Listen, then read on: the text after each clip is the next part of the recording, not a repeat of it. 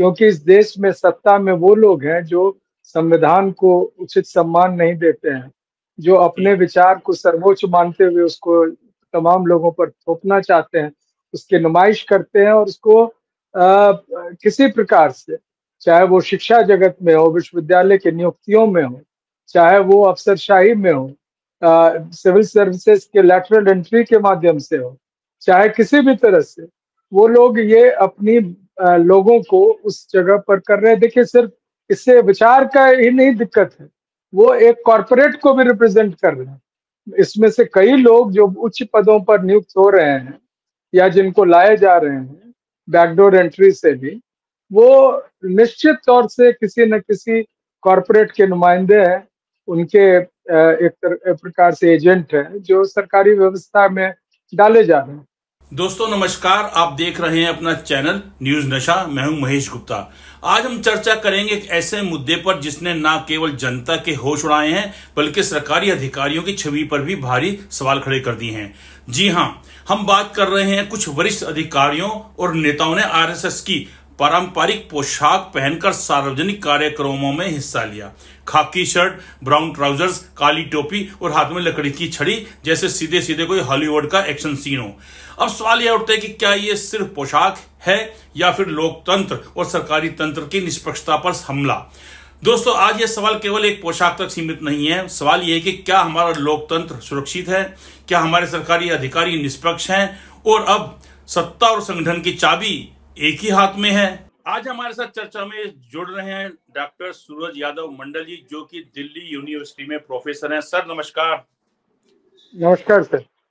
Sir, एक dialogue है जो आजकल बहुत ज्यादा चलता है, खासकर जो आप देखेंगे यूट्यूब में, जब किसी की जो है छिछलेदार हो रही होती है तो उस पर जब विजुअल आता है, विजुअल कोई भी, तो एक चलता है ये है कि ये क्या सीन है। तो सर, इसी संदर्भ में है कि क्या सीन है कि सरकारी अफसर जो जनता के लिए काम करते हैं वो आरएसएस की खाकी शर्ट और काली टोपी पहनकर मंच पर खड़े हैं। सर, क्या ये संविधान की निष्पक्षता का मजाक नहीं है सर? या अब अफसर, क्या ये सिर्फ एक पोशाक है या फिर लोकतंत्र, सरकारी तंत्र, इनकी निष्पक्षता पर हमला है? महेश जी, मैं एक बात से शुरू करना चाहता हूं जो थोड़ा एक चिंताजनक बात है। मैं दिल्ली विश्वविद्यालय में पढ़ाता हूं और अभी कुछ दिनों पहले नवरात्रि का जैसा सेलिब्रेशन जो कभी भी दिल्ली विश्वविद्यालय प्रशासन द्वारा नहीं किया गया, वो किया गया। और उसमें जो स्टेडियम है दिल्ली विश्वविद्यालय का, जहां आमतौर से किसी भी साधारण कार्यक्रम के लिए, छात्रों के कार्यक्रम के लिए कभी उपलब्ध नहीं होता है, वो जब तक प्रशासनिक कोई व्यवस्था या कार्यक्रम नहीं हो तो होता है, तो उसमें एक वो इतना एक चिंताजनक है कि पूरा का पूरा दिल्ली विश्वविद्यालय के स्टूडेंट्स का समूह जय श्री राम करके, और वो एक उनका जो भी प्रोग्राम होगा उसमें कर रहे हैं। जो क्लिपिंग हमें मिली है, वो क्लिपिंग किसी ने विश्वविद्यालय के जो फेसबुक जो टीचर्स का एक अपना है उसमें शेयर किया था, और ये देखकर मुझे बड़ी चिंता हुई कि हम कहाँ जा रहे हैं। एक विश्वविद्यालय जो आमतौर से तमाम छात्रों को वैज्ञानिक दृष्टिकोण और खास तौर से एक धर्मनिरपेक्ष मानसिकता के तहत इस देश के संविधान के प्रति निष्ठा रखते हुए और अपने तमाम जो दूसरे हमारे इस देश के नागरिक हैं उनको एक सम्मानजनक दृष्टि से देखते हुए, भले ही उनकी जो संस्कृति कुछ भी हो, उनके रहन सहन, खान पान और उनकी बोली जो भी हो, उसके बावजूद हम देखें, चूंकि हम लोग एक देश भारत के नागरिक हैं, भारत माता के संतान, लेकिन उसके विपरीत जो एक तरह से कहिए हिंदू या सिर्फ उसके, और उसमें भी एक विशेष विचारधारा को लेकर चलाई जा रही है, तो ये कहाँ हम बच्चों को ले जा रहे हैं। जिस जनजीत के बारे में बड़ी सरकार आजकल चिंतित है, आपको शायद पता होगा, तमाम क्लास 12 के जो कोर्स हैं उनकी छुट्टियां रद्द कर दी गई हैं, उन पर विशेष निगाह रखा जा रहा है। और फिर भी उसके बावजूद अभी पहाड़ों में उत्तराखंड से लेकर और मैं समझता हूँ जम्मू और लद्दाख तक जो जेनजी है वो एक अलग प्रकार के अपनी अभिव्यक्ति कर रहा है, जो कि उनकी अपनी चिंताएं हैं जिसको ये समझ नहीं पा रहे हैं, लेकिन उसको जरूर एक ठप्पा लगा रहे हैं देशद्रोही राष्ट्रद्रोही करके। तो वैसी परिस्थिति ना आए तो उसके लिए वो अनेक एक्सपेरिमेंट जैसे दिल्ली विश्वविद्यालय में भी किया जाता है। दूसरा प्रश्न आपने बहुत लाजमी उठाया कि आरएसएस के पोशाक पहनकर सरकारी अधिकारी किस तरह से एक मंच पर, सार्वजनिक मंच पर अपने मंत्रियों के साथ प्रस्तुत है। तो ये दिखा रहा है कि इस देश को की धर्मनिरपेक्षता और एक जो संविधान के प्रति हम लोग की निष्ठा है, जिसकी हम जो भी इस देश के कहना चाहिए, जो उनके अधिकारी बनते हैं, जो मंत्री बनते हैं, जो राष्ट्रपति बनते हैं, लेते हैं, वो शपथ संविधान सम्मत होता है, संविधान के सामने होता है, सही बात। संविधान को लेकर है। और अगर उसी संविधान के भावना को हम इस तरह से पुर्जा पुर्जा करके उड़ाने लगे, तो आप समझिए, देखिए, ये समझ रहे हैं कि हम इससे पूरे देश को अपने एक प्रकार से विचारों के अंकुश में ले रहे हैं, लेकिन कहीं इसका उल्टा परिणाम हो गया और एक विद्रोह जैसी स्थिति हो गई, तब ये क्या करेंगे? किस तरह से उस पूरे जो एक मानसिकता बन रही है कि कानून और व्यवस्था, न्याय और संविधान की कोई यस, अहमियत नहीं है, सही और बात। जो लाठी लेके बहुत चलते आपने हैं, जो गंभीर बात बोली है सर ये। आरएसएस से जुड़े हैं, उन्हीं की सिर्फ अहमियत है। तो ये समझिए उनको बहुत भारी पड़ेगा। फिर भी पता नहीं, मैं तो निवेदन करूंगा आपके माध्यम से अपने तमाम दर्शकों से और सभी लोगों से कि हम लोगों को संविधान का सम्मान करना ही चाहिए। इस तरह से हम एक मजबूत देश बनेंगे, नहीं तो एक मजबूर देश बन जाएंगे। ठीक। सर, जो आरएसएस की पोशाक में अधिकारियों को दिखना ये साबित करता है कि सर लोकतंत्र अब सिर्फ चाय और चपाती की बात नहीं रह गया, बल्कि इशारों और डंडों का खेल भी बन गया है। और यह सवाल केवल पोशाक तक भी सीमित नहीं है सर। जो आपका जवाब है मैं उसी में आगे कंटिन्यू कर रहा हूँ कि क्या हमारा लोकतंत्र सुरक्षित है?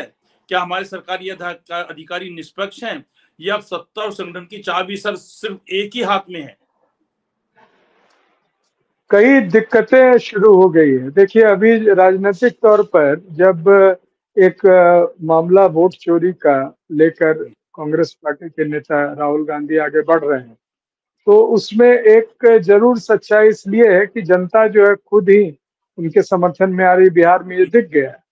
तो अब समझिए कि जब आप जो कह रहे हैं कि सिर्फ उस भावना, यहाँ तो है कि सब तमाम व्यवस्थाएं, आप ये आपको शायद पता होगा, आरटीआई से पता चला था कि जो नोट छपे थे, जब नए नोट छपने शुरू हुए थे, और जो आरबीआई ने जो प्रिंटिंग प्रेस में, जो भारत सरकार की प्रिंटिंग प्रेस है, वहां से जो छपी और जो दी गई आरबीआई को, और जो राशि की छपाई हुई थी, दोनों में बहुत बड़ा एक गैप है। और वो गैप ये है कि वो नोट गए कहाँ, कौन इसकी जिम्मेदारी ले? तो इस तरह की बात जो है कि देश के समक्ष अगर ऐसी बातें होती हैं, और देखिए सबसे अधिक चिंताजनक क्या है, न्यायपालिका में जो लोग बैठे हैं, आप देखे होंगे कि इलाहाबाद हाईकोर्ट के एक जज ने आरएसएस के कार्यक्रम में शिरकत की थी, और उनको बचाने के लिए अभी जो एक दूसरे जज जिनके यहाँ पे नोटों का एक तरह से भंडार मिला था, जिसको जलाए जाने की कोशिश की गई थी, और यशवंत वर्मा। जी, तो ये मसला दोनों था कि ये शायद राज्यसभा में आएगा, चूंकि या जो संसद में आएगा, जहां पर इनके विरुद्ध एक प्रकार से नो कॉन्फिडेंस मोशन या ये इनके लिए इनके जो सेवा है उनसे हटाए जाने के लिए संवैधानिक प्रक्रिया शुरू की जाए। लेकिन उसमें भी अड़चनें डाली गई। माना जाता है कि उपराष्ट्रपति महोदय को जो एक प्रकार से अपमानित करके अपने पद से हटाया गया, उसके पीछे यह भी शायद एक कारण है। हालांकि उन्होंने कभी इसकी पुष्टि नहीं की, इसके बारे में कोई विवरण नहीं दिया है, लेकिन ये ऐसा लोगों के बीच में ये बातें चल रही, तो आप समझिए ना कि किस तरह से हम मानेंगे कि निष्पक्ष रूप से हमारे साथ न्याय भी हो रहा है, निष्पक्ष रूप से शासन हो रहा है। बुलडोजर चलेगा तो एक ही धर्म के लोगों के विरुद्ध चलेगा, दूसरे धर्म के विरुद्ध बुलडोजर नहीं चलेगी। तो इस प्रकार की जो घटनाएं हो रही हैं, ये बहुत ही चिंताजनक घटनाएं हैं, और निष्पक्षता पर तो निश्चित रूप से इस पर एक बड़ा प्रश्न चिन्ह डाल रही है। जिस सर इसमें मैं एक चीज ऐड करना चाहूंगा कि हम लोग सिर्फ चर्चा करते हैं और चर्चा ही रह जाती है सिर्फ, इससे कोई ज्यादा फर्क जनता पे नहीं पड़ रहा है।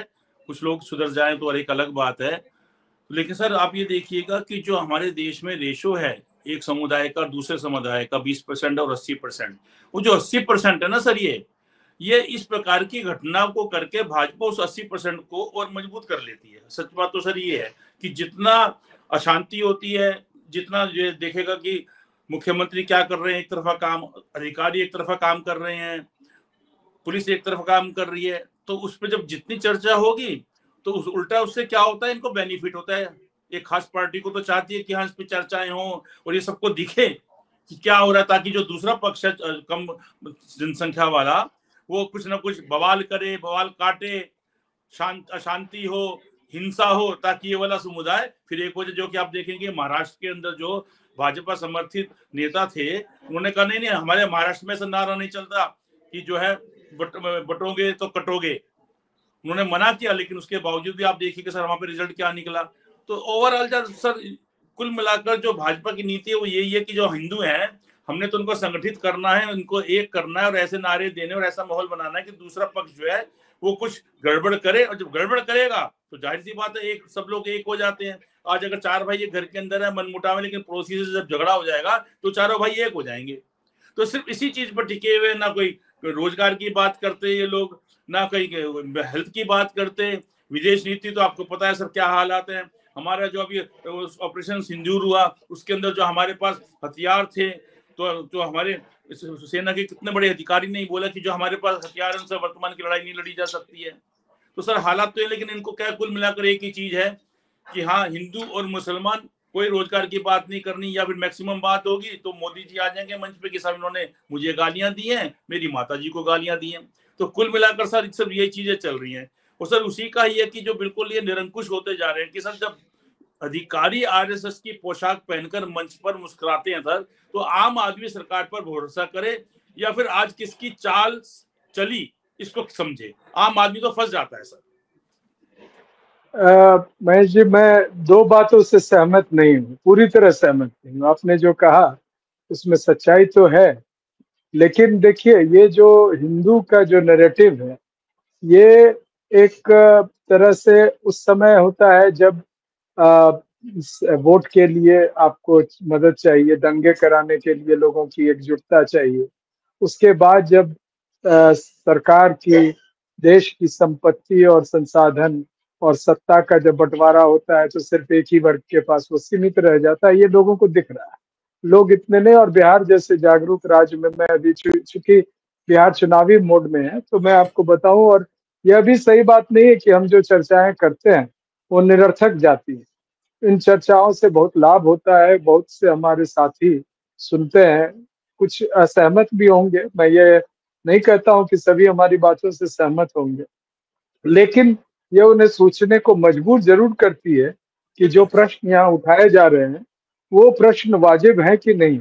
जब आपने बात की जब आपने बात की कि ये जो अहम सवाल है देश के रोजगार और गरीबी को लेकर, शिक्षा को लेकर, वो रह जाती है, और फिर लोग बहुत ही एक उत्साहजनक, या यूं कहिए कि एक मोड में चले जाते हैं जिसमें वो एक हिंदू और उस प्रकार की जो उनकी जो अंदर भावनाएं हैं वो व्यक्त होने लगती है। लेकिन देखिए, इसको आपको इस तरह से भी विश्लेषण करना होगा कि समाज में दो प्रकार के समूह, एक ऐसे लोग हैं जो बहुत गरीब लाचार है, जिनको कोई फर्क नहीं पड़ रहा है कि क्या हो रहा है इस देश में। एक दूसरा समूह है जो शिक्षित, जो समझता है, जो ये एक समूह ऐसा भी है जिसको आप एक भेड़ की तरह कह सकते हैं कि जिसको जिधर हाँक दिया जाए वो उस प्रकार से चल पड़ेंगे और उस पर नियंत्रण फिर किसी का नहीं रहता। और ये जो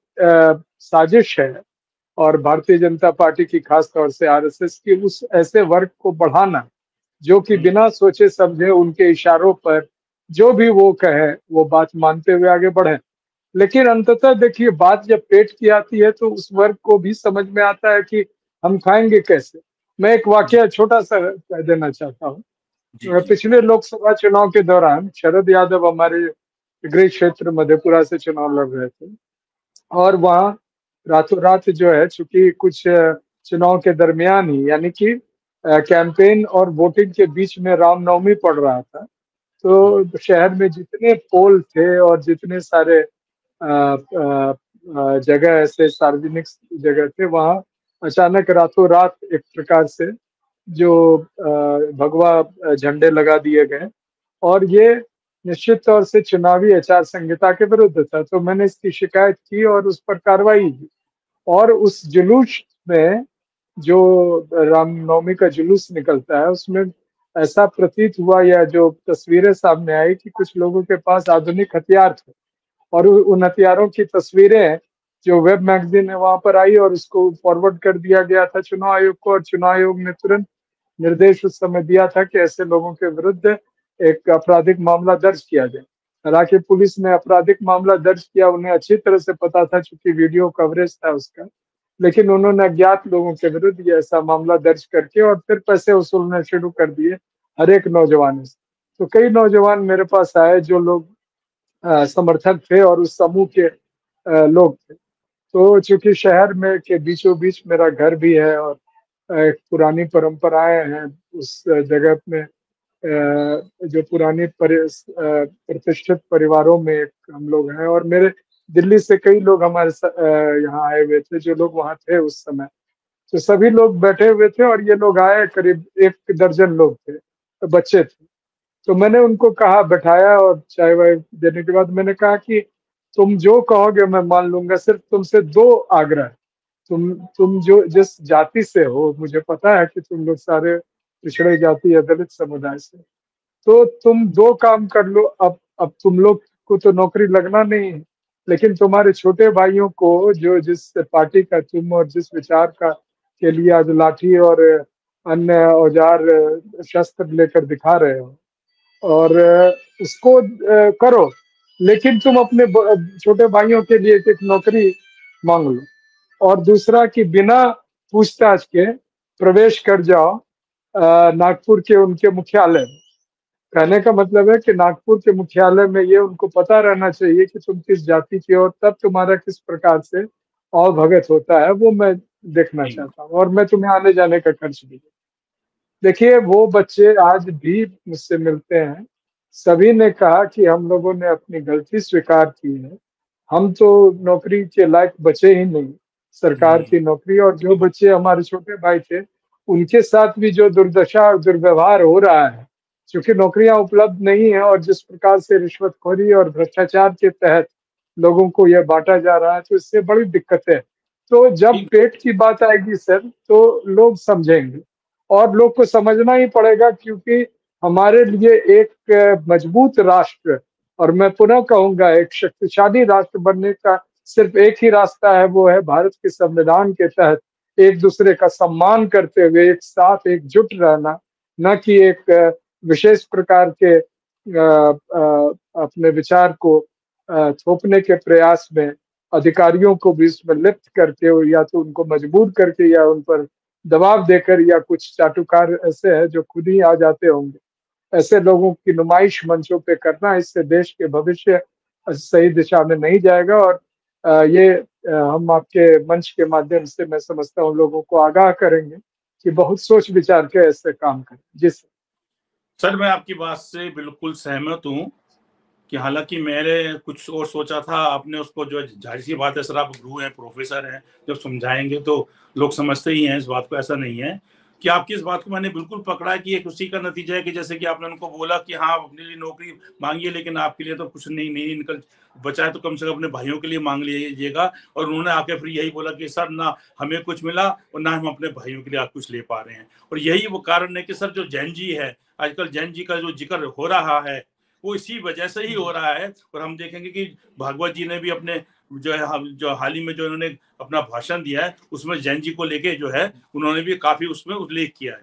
तो सर चलिए खैर आज हम इस पे आरएसएस के जो अधिकारी उनकी यूनिफॉर्म पहन के चार्ली चैपलिन की तरह से बड़े स्मार्ट बन के घूम रहे हैं सर, तो विपक्ष बात ये कि सर विपक्ष वाले तो बस कैमरे के लिए हैं, लेकिन सर सवाल यही है कि क्या ऐसे मामलों में भी सरकार की जवाबदेही और पारदर्शिता की हवा निकल जाती जब ये सब ठीक है? क्यों अरे ये तो सिर्फ एक पोशाक है।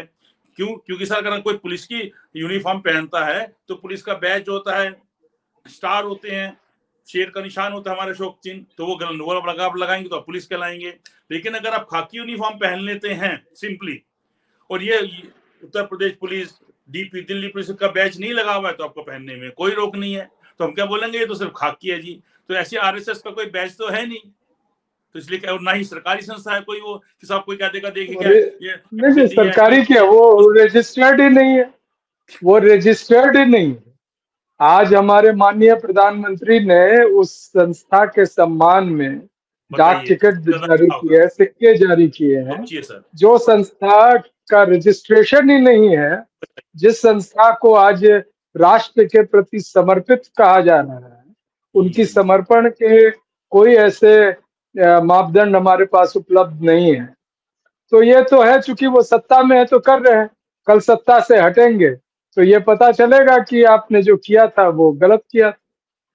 सर ये आपने एक बहुत अच्छी बात कही, मैं उस बात को जरा ध्यान, अभी देखिए पिछले दिनों में जब से सीए एनआरसी का प्रोटेस्ट हो रहा था, दिल्ली में जामिया वगैरह में हो रहा था या कई जगह, आप देखिएगा कि पुलिस बल लाए जाते हैं। उन पुलिस बल में ऐसे लोग होते हैं जो कि पुलिस के बल नहीं होते हैं, लेकिन पुलिस की पोशाक पहन के उनको वहां डिप्लॉय कर दिया जाता है। किस व्यवस्था के तहत कौन लोग हैं इसकी कोई जानकारी, ऐसी तस्वीरें, ऐसे वीडियोस कई आए हैं जिसके लोग जो बैच लगाए हैं वो बैच हटा लेते हैं या उससे कोई लेना देना नहीं है। नकली इंस्पेक्टर, नकली एसीपी ऐसे लोग घूमते रहते हैं, और खास तौर से जो सत्ताधारी दल के करना चाहिए उनके एनकरेजमेंट से। जी सर। जी सर। सर अब आखिरी सवाल है और सबसे मजेदार सवाल है वो सर इसी से ही कि क्या सीन है उसी को लेके के सर, कि क्या सुप्रीम कोर्ट या फिर चुनाव आयोग या कोई संगठन वॉचडॉग इस पर हाथ डालेगा, या सर फिर वही की जो हमारी आपकी चर्चा हो रही है कि अफसरों के इस आरएसएस ड्रेसअप को देखकर बस हंसी रोकने का ही काम ही होगा और अब सब लोग आगे बढ़ जाएंगे? देखिए ये सभी चीज निर्भर करता है आगे आने वाले चुनाव, सत्ता पर। जी जी।